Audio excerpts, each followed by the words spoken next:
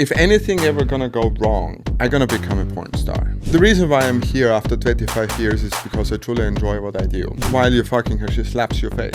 Being choked can be arousing. It doesn't make you less of a man. As a male performer, it is my responsibility to make sure that whoever I work with leaves the set with a good mindset. I can wear full body latex suit and I'm getting paid for it and I have sex with 6 different women. Welcome back to another episode of Uncensored.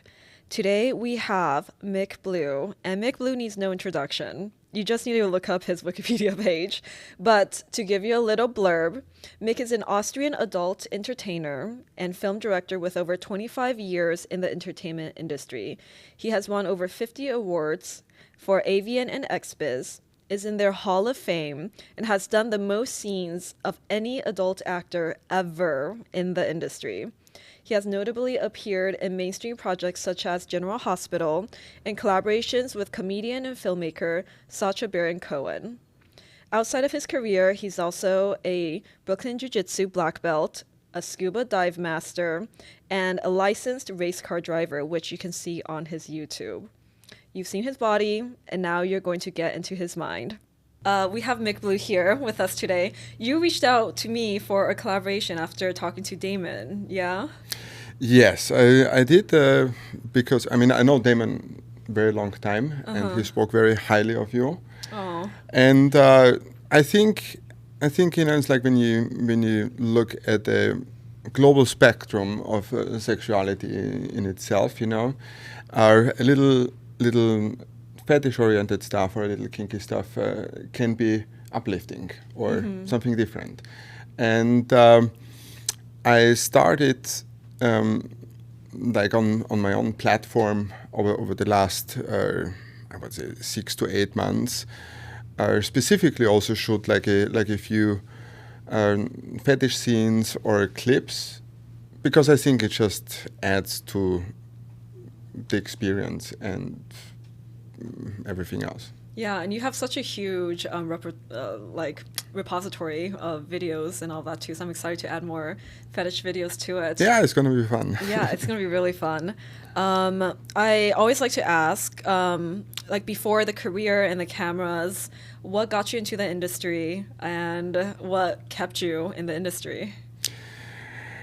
Well, what got me in the industry, that's now more than 25 years ago, believe it or not. And what got me in it, I wanted to do a profession where I make money and I also have fun with it.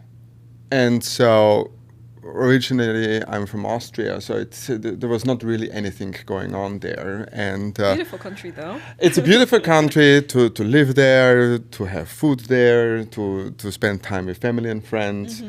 But from a business perspective, especially in the entertainment industry, stuff like that, it's not really the right country to be.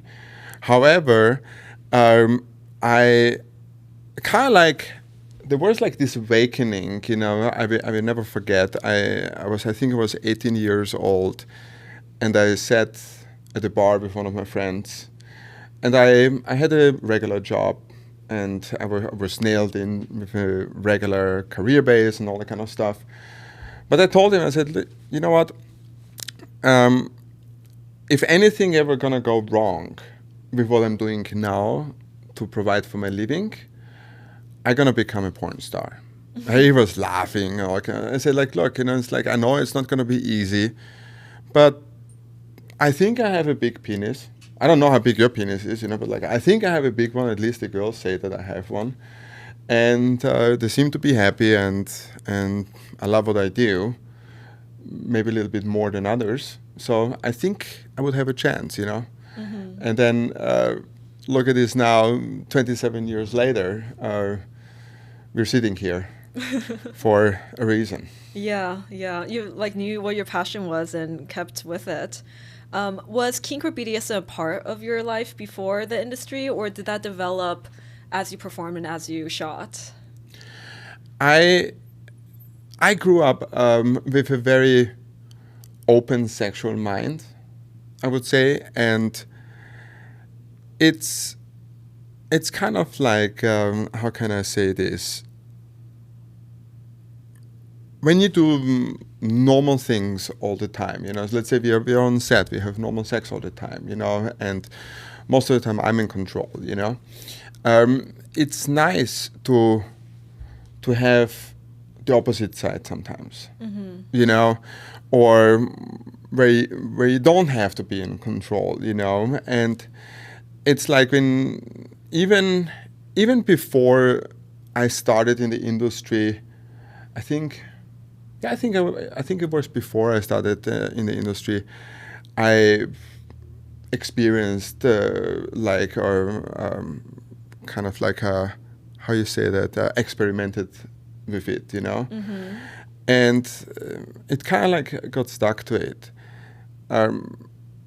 And I think people out there, like let's say if they would have a stigmata, it's like if somebody likes kings or this and that, I think they should just throw this overboard, because I think they probably fantasize about it, but they just hide it behind the doors, and don't want to admit to it on the outside. What also happened over time is, like, I just like the way how latex looks and feels. Does that make sense, right? Absolutely.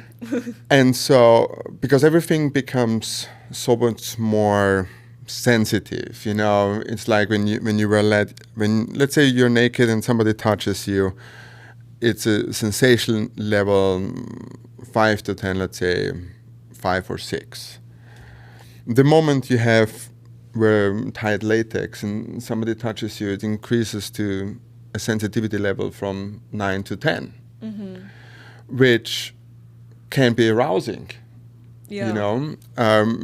Coming back to the industry I'm in, the chances that you have to wear latex in a scene, or that somebody like your co-partner in a scene wears latex, is very rare, because it's expensive, it's niche, it's not the norm.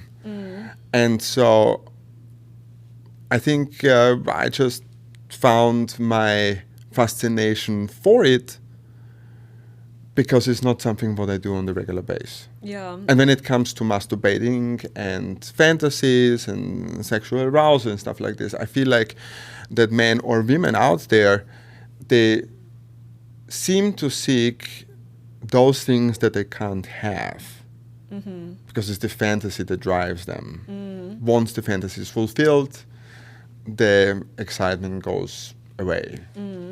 You said earlier that you experimented a bit even before the industry. I would love to know like a story around some of those BDSM explorations. I mean, it was kind of like, it was very vanilla, but it's basically like you get an hand job, and I was basically in a chair, like not a regular chair, but like almost like a gyno chair, tied to it, and my balls and cock tied, and I've never experienced that before, and I was like, wow, it's like, I could get a hand job like that all day long, it's like, it's somehow, it's like, it's just different, because usually like a normal sex life is, You have to do so much. You have to do so much, and there, I'm just sit there, I can't move, I like the feeling of the constriction, and somehow I would say in your mind, it just like, okay, I mean, I can't change anything, so the mind just lets go. And I was like, wow, that was a cool experience, Would you consider that your first experience with like subspace, or? I would say that was the first experience, yeah. And was that your first time being dominated ever? Pardon me? Was that your first time being dominated ever? I mean, it wasn't being like a domination thing, you know. Yeah, It was it's more sensual. It was more, I mean, if you want to say it, quote unquote, nowadays, like sensual domination kind of stuff. I mean, even though like tying up the balls and the cock, it's not that sensual after all, you know. I mean, it can be a little bit painful, you know, but it's not like for example, like a dominant slave, a degrading experience, you know. It's more the fetish kink experience or thrill, you know. And I think that's also like the stuff, you know, that got stuck there in a way, you know, where it's like the kinky side, you know, the unusual side in a way. Does it make sense? Yeah.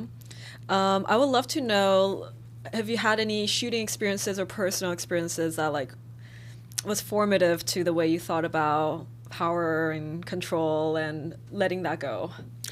Well, I mean, 25 years, a lot of things can happen, right? And when I started the industry, when I look at pictures now, I'm always like, baby Mick, you know. It's like because I just looked like almost underage in a way, you know, even though I was like in my mid-20s. And you know, like back then, there wasn't really much choices. You have what you do and what you not do. The industry was different than it is now. And it can happen, you know, that you show up on a set and you're just going to be thrown into a scenario. And the funny thing is, you know, it's like now that you say it, like yesterday, I'm scrolling through Twitter, you know, and then I was like, hold on, that's me, you know.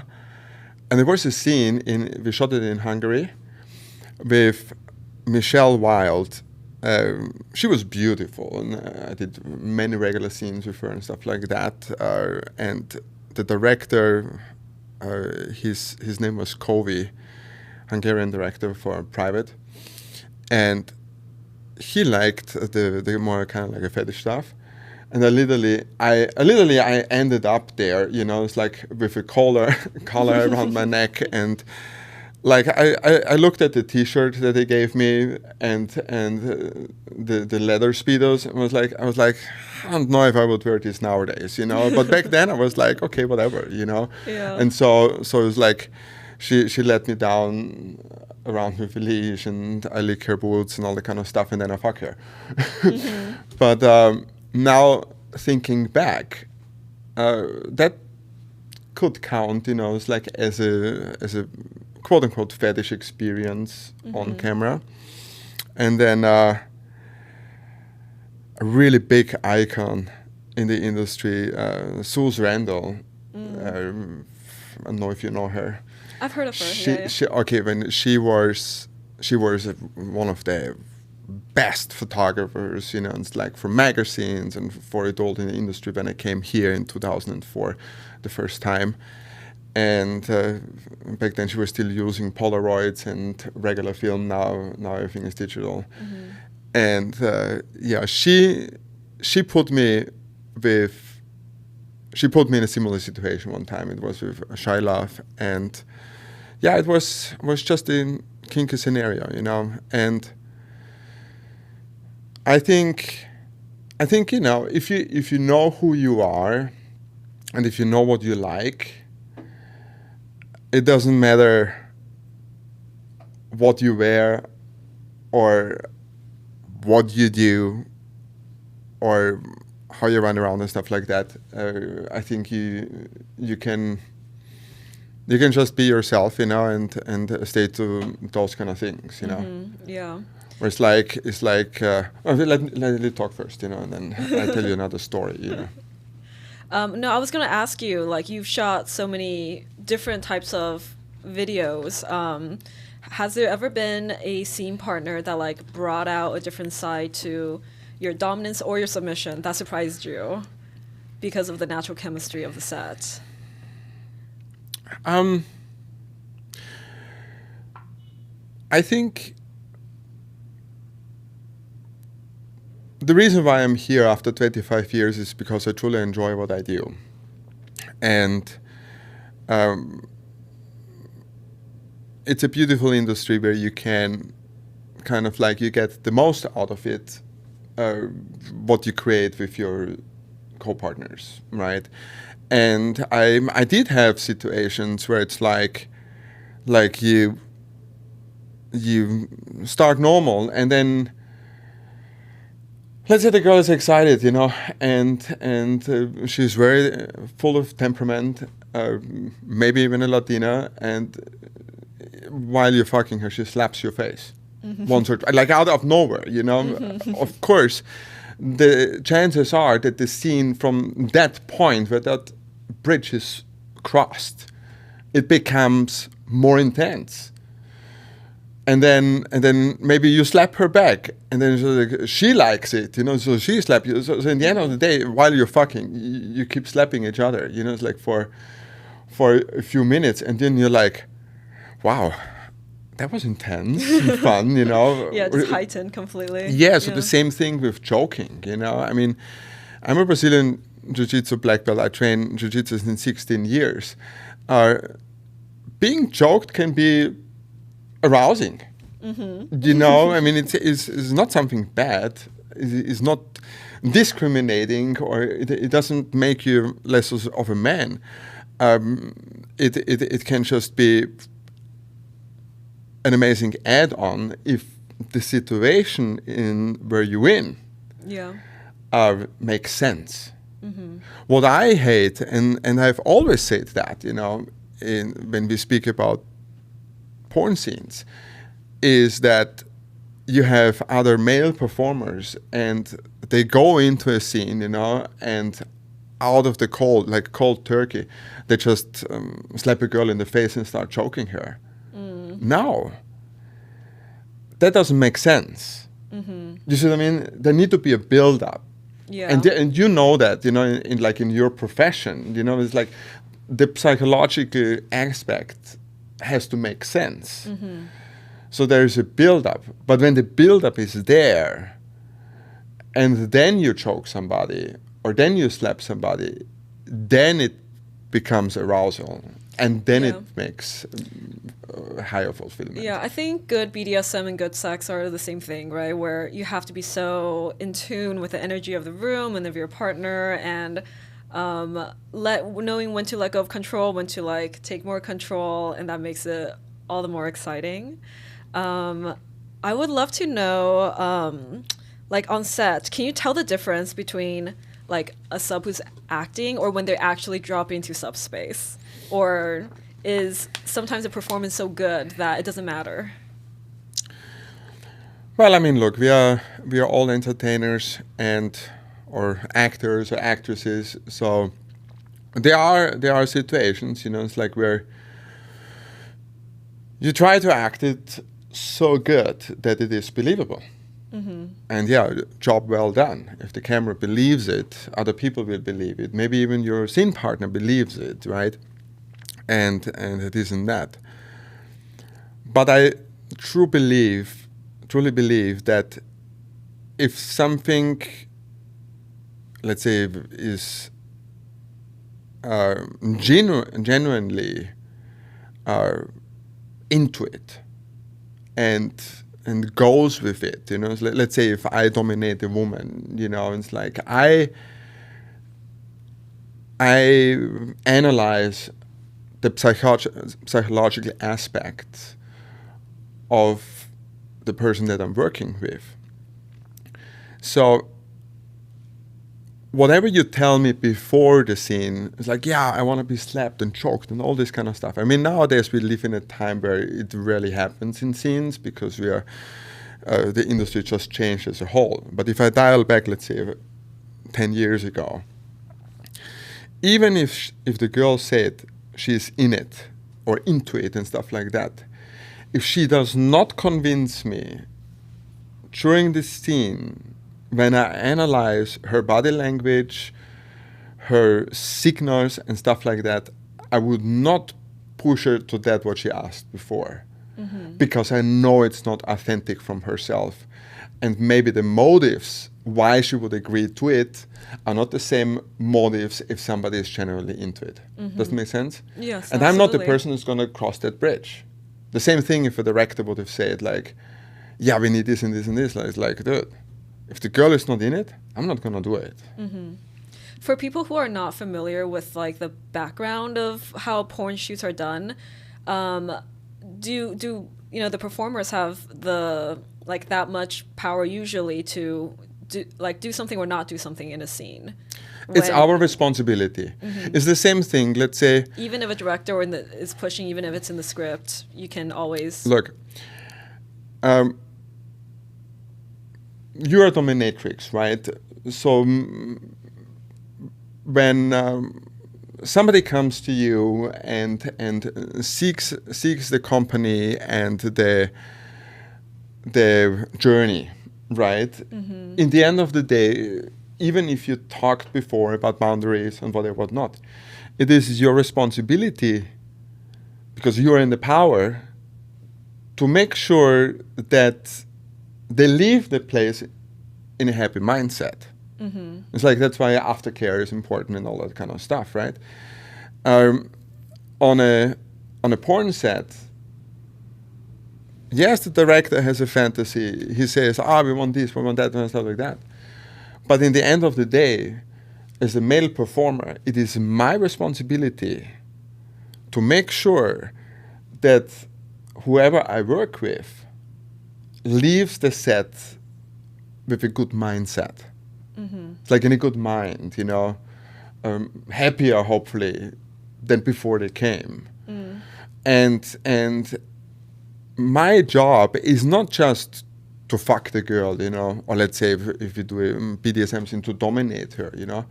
My job is to psychologically understand where my co-partner's space is, where the limits are, and where the wave breaks and rides for them to have a happy and enjoyable experience in the end. You know, if it is pushing them to the limits, or if it's just like trying to find ways to give them an orgasm, you know, if they seek to have one.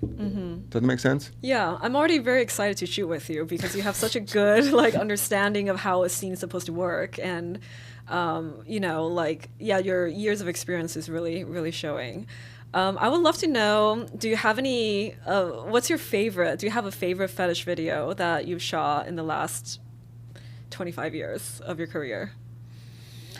A favorite fetish video that I shot? Yeah, and tell us which video that is. You know what, I can't say company names, but one like an amazing video that I shot, and it was just like a great vibe and everything. Was it was kind of like a recreation of the, I think was the final meal of the apostles. The Passover? Yeah, the Passover, right? But in this case, you know, it was women and men, and it was fetish oriented. So the girls, they were wearing latex, you know, and I think there were like 4 or 5 men. Only 2 of the 5 men, myself and another male performer, we signed up for it. We said like, hell yeah, bring on the full body latex suit. You know, it's like, I want to wear it. You know, it's like, we do a latex scene, I want to have a full body latex suit. And so we wore, little did I know, we had to wear a regular suit over the latex suit. For the beginning of the scene. Very sweaty. Yes. And then after that, we took the suit off, and it was basically, it was a full-on orgy on the table and all that kind of stuff. And we had the option to take the latex clothes off if we want to, but for me it was clear I just kept it on, because I was like, man, you know, it's like, it's amazing. You know, it's like I can wear full body latex suit for a few hours and I'm getting paid for it, and I have sex with like 6 different women, hell yeah, I'm gonna do it, you know. Yeah. Do you have your own latex collection, or? I don't. Oh, you should have one. Absolutely. I know. It seems like you just love the material so much. It is an know. expensive collection to have, especially when it's called custom. You know, it's I would, if I would have, you know, it's like I'm a family father, and with kids and all that kind of stuff, you know, it's like it would be just such a hassle to try to store it, you know, and then even to find time just to put it on and to wear it, you know. It's like it still is on my bucket list, you know, to get something again. I had something in the past, but it broke because I didn't care, put enough care into it. But never say never, you know. I didn't know that you were a father. How is it like being so public and also, you know, like famous in this industry and raising kids? How was that conversation with them like? Well, I mean, family life and work life is separated. Even though my wife Annika Albright, she was in the industry before we had kids, and that's how we met. It's kind of like you. I think it's important to separate those kind of things, and when the time is right, you know, it's like questions will always be answered honestly to a degree, and till then, you know, it's like I'll see it. It's not too much different, you know. It's like if you are a CEO and you have projects to take care of, you know, it's like you're not gonna go home and start talking with your kids and it's like, yeah, it's like I had to fire this person and that person or make this investment or this investment. No, you know, it's like you use the space at home to recharge your batteries and to do different things than what you do for a living. Yeah, I interviewed this Dom in London, and she's like very out about being a mother, and she talks a lot about like the intersection of like her work and, you know, also like educating her kids. And it's really interesting because she was a mother before she started sex work, so like it informed each other in a very important way for her. And I love hearing about how everyone has different like configurations around how they you know, rear their children and family, because I think oftentimes in society there's such a like gap between the two, right? Like between like the sex life and the sex education and like the family life in America, at least because of the history of like Puritanism. Yeah, I mean, I think in Europe it's a little bit different. In America, we live in or let's say America, the society as a whole, for some more conservative. More, it's to the outside world more conservative. You know, because I feel like that the majority of the people living in the United States, you know, they have their home where they have all the crazy thoughts and all the crazy fantasies and all the things that they do, you know, and bad things, good things, whatever, whatnot. And then they open the door from their house, they go on the street, close the door, they put on the mask and pretend to be somebody completely different. You know, it's I give you an example. When I came to America in 2004 the first time, for us European performers, it was normal. You know, it's like, yeah, like, we're gonna show the DP. And DP is, you know, it's like if one penis is in the butt of the girl and the other penis in the vagina. Just for you guys if you don't know, you know. And so, yeah, we'll do a DP, you know, or we put 2 penises in the butthole and fuck the girl or in the vagina. It doesn't matter, you know.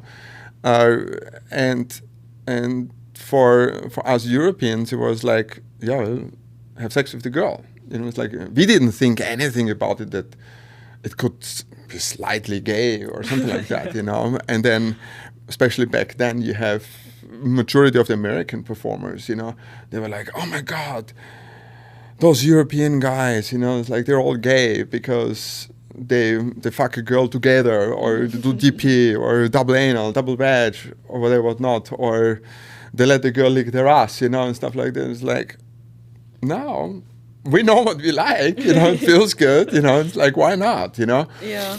And then the reason why I'm saying that is, and now I'm coming back to American society, a huge percentage of those American performers that openly, aggressively spoke out about the European performers being gay by doing something like that, 5 years, 10 years later, they were the ones that turned out with a penis in their butt. Mm-hmm. Not a dildo, like a full-on penis in their butt, starting doing gay porn or whatever, whatnot, or in their private life, this and that, you know? Mm-hmm. And that is the society problem what we have in America.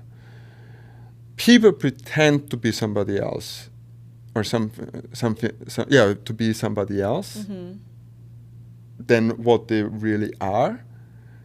And in reality, if society would be fully functioning, nobody would actually need to pretend. There's no need for it. Yeah. Does it make sense? Yeah.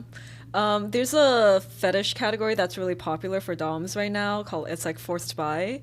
And a lot of the content is like it's straight content, but because there's like a strap on, or like we're encouraging them to like DP or something, like we're playing on the stigma for them to accept the fact that like they might be bi. And there's this like big debate in the kink community where it's like, if everything's so open, would kink even exist? Right? Because I think there might be an element of like shame that's needed for something to be subversive. What do you think about that? So what I think is the people who talk the loudest, you know, are, for example, the biggest homophobes are those who are probably secretly gay or bi. And the reason why they speak so loudly out against it is because they think like the louder they speak, the more it distracts from their true self. You see what I mean? What I think about that, what you just said, is the following. For, let's say, if a man gets a prostate stimulation, right, or even a dildo, or let's say, whole different extreme, even a strap-on from a woman, right, I do not believe it makes that person by any means bi or gay. All it means is that that person opened their horizon to experience a different form of orgasms and sexual excitement, you know, than having a penis just in the vagina of a woman or in the butt, right? Yeah.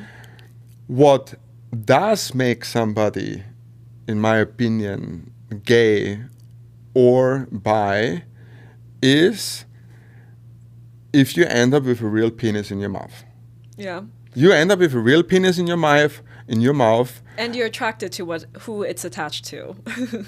Yes, I mean that of course as well, you know. But it's like if you like, or if you put your penis into a human being that has a penis and balls attached to it by Mother Nature, yes, it makes you at least bi.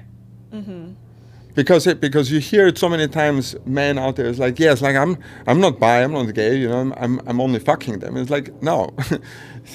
In my opinion, that's what it is, you know. Yeah. And yeah. Yeah, I have a lot of subs who get worried that if they get pegged, that means they're gay, and I'm just like, no. I you know, like, it's such a don't think so. big misconception, and it's something that I get questions about all the time, and that's just like not the case. You have to be attracted to the gender of the person that's doing Yes. the fucking. That's the whole thing. Yeah. Yeah, 100%. Thanks for watching this episode of Uncensored with MX Tomie. Don't forget to like and subscribe if you're a very good sub. And don't forget to follow me on TikTok, Instagram, Facebook, and Patreon, and all the other apps that I'm on. I'll see you on the next one.